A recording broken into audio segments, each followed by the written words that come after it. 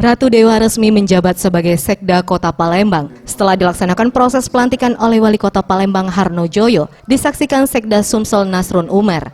Wakil Wali Kota Palembang Fitriyanti Agustinda mengatakan tugas berat menanti untuk Sekda yang baru, karena harus bersinergi, membantu proses birokrasi di jajaran pemerintah Kota Palembang, serta menjadi contoh teladan bagi 12.300 aparatur sipil negara dan menjalankan amanah tugas secara profesional.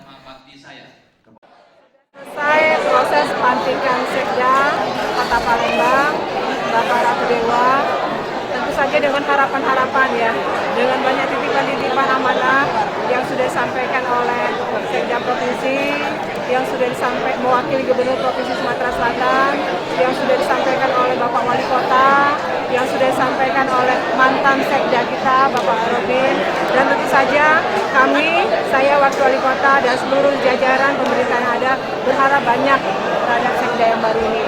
Semoga bekerja bisa amanah, bisa mengemban tugas dengan baik. Sementara itu, Sekda Kota Palembang Ratu Dewa mengaku siap mengemban tugas yang diberikannya. Secepatnya dirinya akan berkoordinasi dengan kepala OPD untuk menyamakan persepsi guna menggerakkan roda pembangunan di Kota Palembang.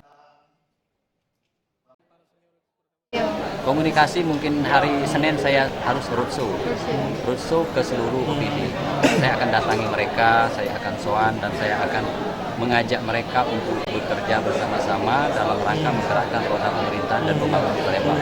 Senin saya akan roadshow karena skala prioritas saya akan saya lihat di PTSP. Artinya pemikiran senior itu masih kita butuhkan ya?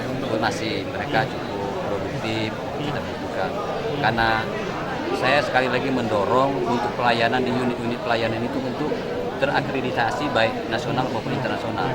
Maka Selasa saya ingin cek PTSP pelayanannya bagaimana. Karena di zaman saya dulu alhamdulillah terbaik tingkat nasional. Saya ingin lihat sekarang bagaimana.